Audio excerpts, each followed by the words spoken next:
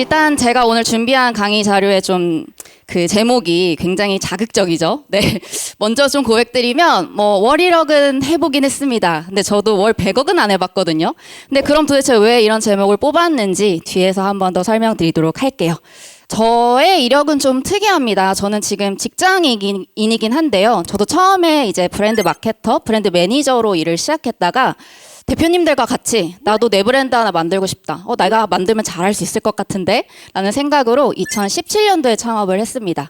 그래서 여기 계신 분들은 강한 소상공인이시지만 저는 좀 약한 소상공인이었던 것 같아요. 그래서 한 6년, 7년 정도 제 브랜드를 운영을 했는데 많은 고민이 있어서 다시 회사로 들어오게 됐고요. 언더독스란 회사를 만나서 제 이전에 제가 사업했던 여러 가지 시행착오들을 겪고 있는 대표님들을 만나고 그들의 성장을 도와주고 있는 일을 하고 있어요.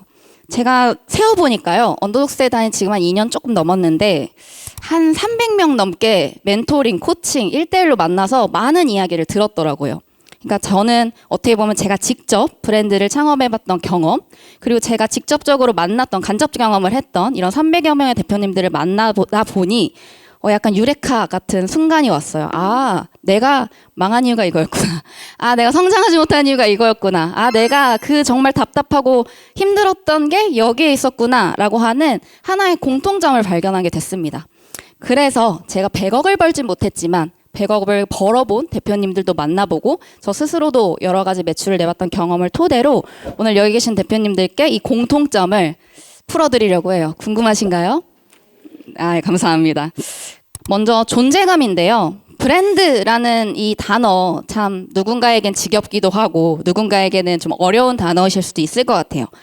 브랜드에 대한 오해가 조금 많아요.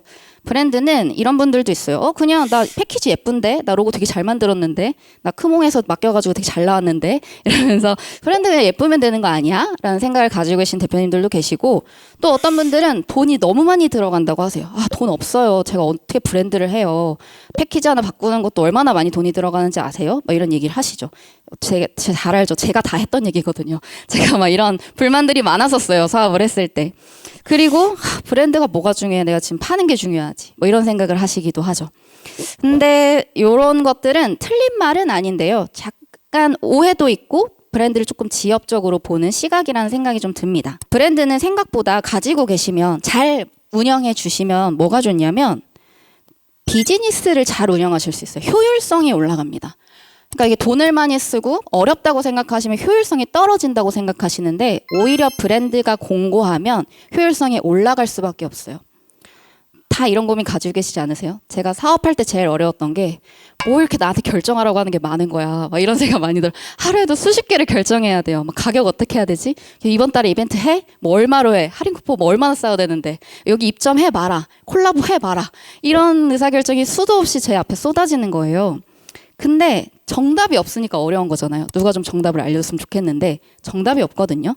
근데 그럼에도 불구하고 브랜드라는 게 좀 공고하게 기준이 서 있으면 선택을 빨리 하실 수 있어요.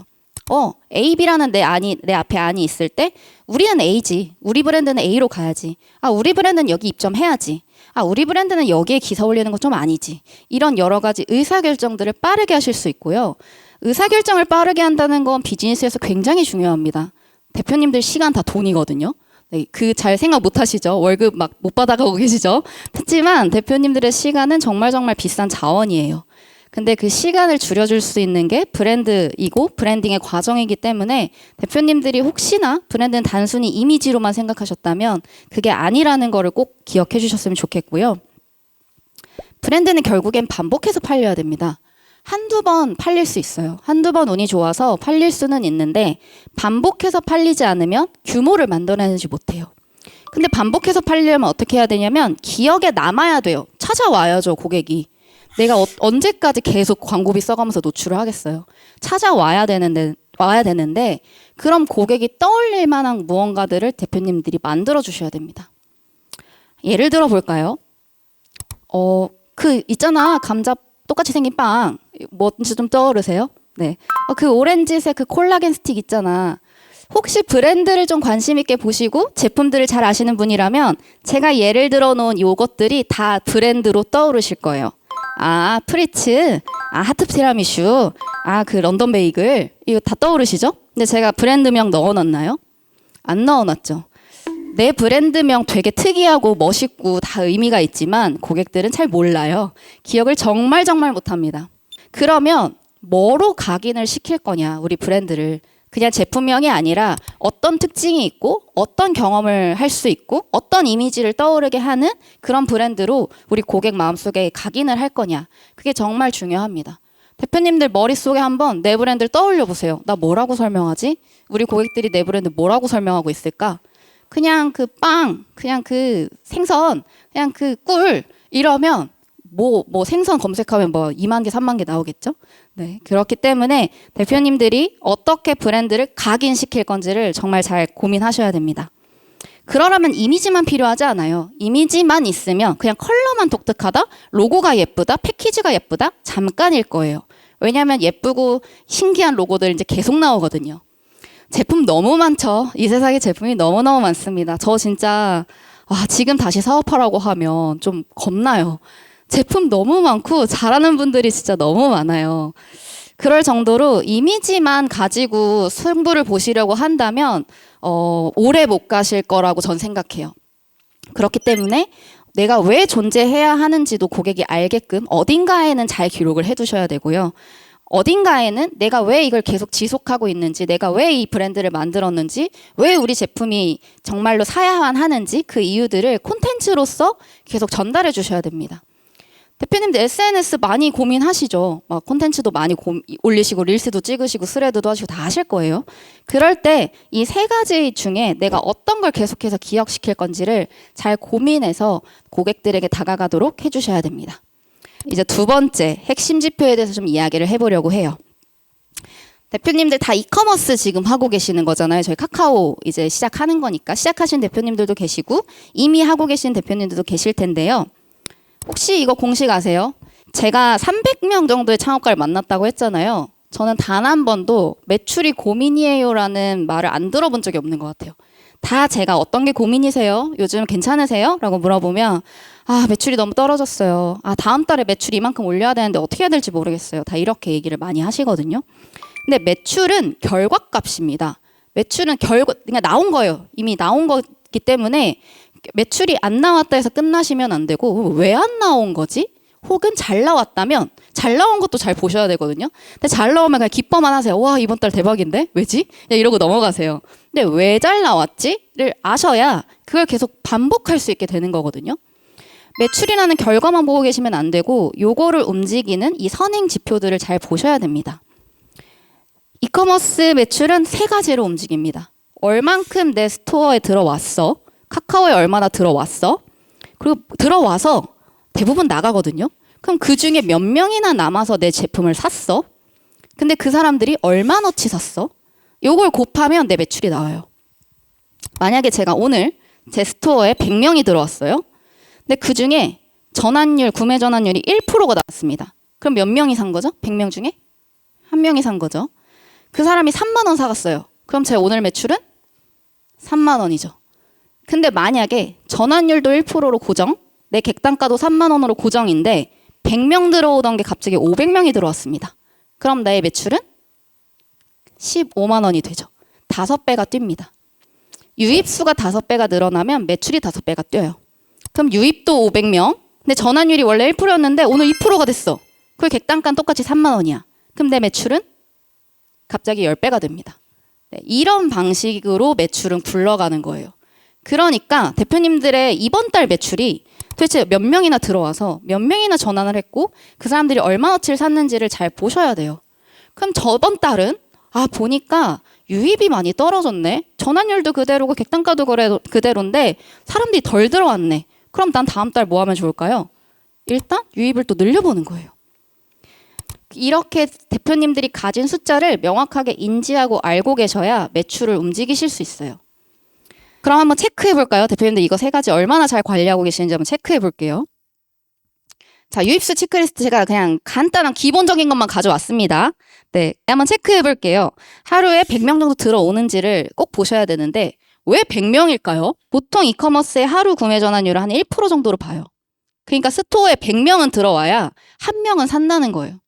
그러니까 지금 내가 아직 스토어에 100명도 안 들어온다면 이거부터 보셔야 되는 거예요. 더 들어오게 만드셔야 돼요. 그리고 그럼 들어오게 만들려면 어떻게 해야 되죠? 고객들 바빠요. 정신없어요. 제품 하루에도 수없이 쏟아진다니까요. 그럼 계속 미끼를 던지셔야죠. 그러고 계신가요? 콘텐츠 꾸준히 올리고 계신가요? 그리고 어디서 들어오는지 아세요? 도대체 우리 고객들? 어디서 이렇게 찾아 들어오는 거야? 신기하다, 감사하다. 이제 여기서 멈추시면 안 되고 도대체 주로 어느 채널을 통해서 나한테 들어오고 있는지를 파악하고 있는가. 이 세 가지를 꼭 한번 체크해 보셔야 되고요. 전환율 같은 경우에는 전체 제품에 대한 내가 전환율을 알고 있다? 와, 그럼 진짜 대단하신 분인 겁니다. 전체 스토어의 전환율은 대부분 알고 계시는데 아시겠지만 저희가 SKU가 늘어나면 제품의 그 가짓수가 늘어나면 늘어날수록 메인 제품이라는 게 생겨요. 우리 브랜드를 끌고 가는 스타 제품이 하나 생기거든요. 그 아이나 혹은 신제품 같은 내가 좀 타겟하고 목표하고 있는 이 제품들의 핵심 전환율을 제대로 알고 계시는지 요거 꼭 한번 체크해 보셔야 되고요. 조금 이 이커머스의 마케팅이나 매출에 고민이 많으신 분들은 아마 상세 페이지를 많이 고민하실 거예요. 전환율에 많은 영향을 주다 보니까. 고객이 좀 설득당할 수 있는 구조로 내가 설계가 되어 있는가. 아, 이때 내가 넣어야지. 아, 이때 전환되게 해야지. 아, 여기까진 내려오겠지. 이런 흐름이 좀 대표님 머릿속에 있는지를 꼭 한번 체크해 보셔야 되고요. 전환에 생각보다 프로모션이나 이벤트가 매우 중요합니다. 이벤트 설계, 프로모션 설계가 생각보다 중요한데 가물하고 계시진 않는지, 내가 주고 있는 프로모션과 이벤트가 내 매출에, 내 이익에 어떻게 반영이 되는지 알고 계시는지 요거 꼭 한번 체크를 하셔야 돼요. 세 번째인데요. 통제력. 네, 이게 무슨 말이냐. 통제력이란 무슨 말이냐면 얼마나 많이 내가 통제할 수 있는지를 한번 체크해 보셔야 되는데 이게 무슨 말이냐면요. 보통 미디어를 세 개로 구분하거든요. 네, 혹시 이 트리플 미디어라고도 하는데 온드 미디어는 이제 내가 관리하는 채널을 얘기해요. 우리 카카오 톡스토어도 내가 입점은 한 거지만 그래도 내가 관리할 수 있죠. 그래서 이런 내가 가지고 있는 자사 채널을 보통 온드 미디어라고 하고요. 그리고 페이드 미디어는 대표님들 많이 고민하실 광고, 돈을 써서 고객을 데리고 오고 나를 노출시키는 영역들, 그런 미디어들을 페이드 미디어라고 부르고, 내가 의도하진 않고 내가 직접 하진 않았지만 제 3자를 통해서 내 브랜드와 제품이 노출되는 걸 언드 미디어, 얻어진 미디어라고 합니다. 그래서 뭐 되게 유명한 뭐 유튜버나 블로거가 내 제품을 후기를 올려줬다? 그러면 내가 의도하지 않았지만 굉장히 좋은 미디어가 얻어진 거죠. 그런 걸 이제 언드 미디어라고 하고, 제일 전통적인 언드 미디어가 이제 뉴스 기사 같은 거죠. 지상파 같은 TV들, 이런 것들을 언드 미디어라고 하고요. 이 세 가지 중에 나의 손 안에 있는 게 몇 개나 있는지 체크해 보시면 좋을 텐데, 그게 무슨 말이냐? 통제권이 있다는 건 내가 그 성공을 다시 만들 수 있어야 되는 거예요.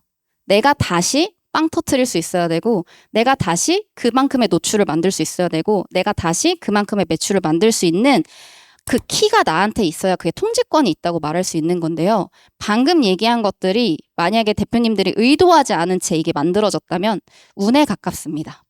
운도 사업에 되게 중요해요. 그래서 운이 있으시다는 건 너무 좋은 거고, 네, 너무 박수 받을 일이지만, 그래도 제가 이제 제목 자체가 100억까지 가자였으니까 그 정도 되려면 운에 의존만 하시면 안 되고요. 구조를 만들어 내셔야 되고, 그 영향력을, 그 통제권을 내 손 안에 가지고 계셔야 계속 반복해서 만드실 수 있어요.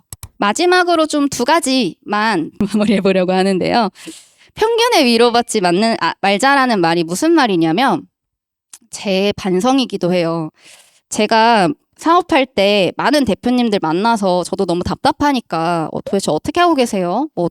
요즘에 전환율은 어느 정도 나오세요? 요즘 어느 채널 입점하셨어요? 이런 거 되게 많이 물어보러 다녔거든요. 다 네트워킹도 많이 하시고 하시죠. 근데 그때 대부분 저요 전환율 한 3% 정도 나와요. 근데 평균 전환율 3% 정도래요. 이런 얘기를 많이 해주셨어요. 그때 제가 어떻게 했냐면 다행이다. 나 그래도 평균은 되네. 그래 3% 나오니까 나 그래도 못하는 건 아니네. 제가 이런 생각을 했었거든요. 근데 제가 아까 말씀드린 그 1000억 하시는 대표님은 뭐라고 하셨냐면, 왜 전환율은 100%가 안 되는 거야? 이 질문을 하셨대요. 그래서 매달 1%씩 전환율을 올리는 스프린트 그 팀들이랑 그러한 TF를 짜서 매주 1%씩 올리는 액션을 하셨다는 거예요. 그래서 거기서 제가 반성을 했습니다. 실제로 그분은 어떤 메인 제품의 구매 전환율이 30%가 넘는다고 하셨어요. 그러니까 이게 가능한 숫자거든요. 전환율 30% 말도 안 되는 것 같지만 누군가는 하고 있어요. 누군가는 전환율 30% 40%의 제품을 돌리고 있는 건데 저는 그냥 3%로 만족을 했던 거예요. 여기에서 차이가 있다는 생각이 들더라고요. 마지막으로 비즈니스 구조라는 걸 좀 말씀드릴게요. 갑자기 주문이 미친 듯이 들어오면 되게 좋을 것 같지만 그걸로 회사가 나락이 가는 경우를 정말 많이 봤어요. CS 터지고 물류 터지고 생산 안 되고 거기서 현금흐름 안 돌고 이렇게 해서 갑자기 내가 받아내지도 못할 매출이 올라간 것 때문에 사업이 많이 꼬꾸라지는 걸 많이 봤거든요. 이런 것들을 꼭 한번 점검해 보시고 받아낼 수 있는 그릇을 좀 차근차근 만들어 나가실 수 있었으면 좋겠습니다. 저는 카카오만큼 좋은 채널이 없다는 생각이 들거든요. 그렇기 때문에 톡스토어 우리 하나하나 입점해서 하나하나 만들어 나가시면서 여기에선 내가 어떤 경험을 줄까? 아까 말씀드렸던 내가 어떻게 각인시킬 수 있을까? 아니면 내가 진짜 카카오에서 이런 부스팅 해준다는데, 다 마련해준다는데 그 판 위에서 어떻게 좀 달려볼까? 그거를 일단은 내가 목표한 타겟 중심으로, 내가 팔아야 되는 고객 중심으로, 내가 전달하고 싶은 경험 중심으로 먼저 차근차근 좀 시작하시고 그 다음 넘어가시는 걸 고민하셔야 제가 아까 말씀드린 이 5가지가 하나하나 해결되면서 규모를 키워내실 수 있을 것 같아요. 네, 정리하자면 이 5가지였습니다. 이제 좀 하나하나 눈에 들어오시나요? 네, 처음에는 무슨 말인가 했을 텐데 그래, 내가 좀 존재감 좀 키워봐야 되겠다. 내가 너무 지표를 몰랐네. 나 하나는 좀 제대로 짚고 목표대로 좀 달려가봐야 되겠다. 내가 미디어를 너무 몰랐네. 뭐라도 하나 통찰력을 좀 가져봐야지. 그리고 나도 좀 평균의 위로를 받았나? 더 도전적으로 좀 세워볼까? 톡스토어 좀 난리 나볼까? 네, 이런 마음도 좀 세워보시고 또 내부적으로 탄탄하게 운영이나 여러 가지 구조들을 좀 설계하시면서 나아가셨으면 좋겠습니다.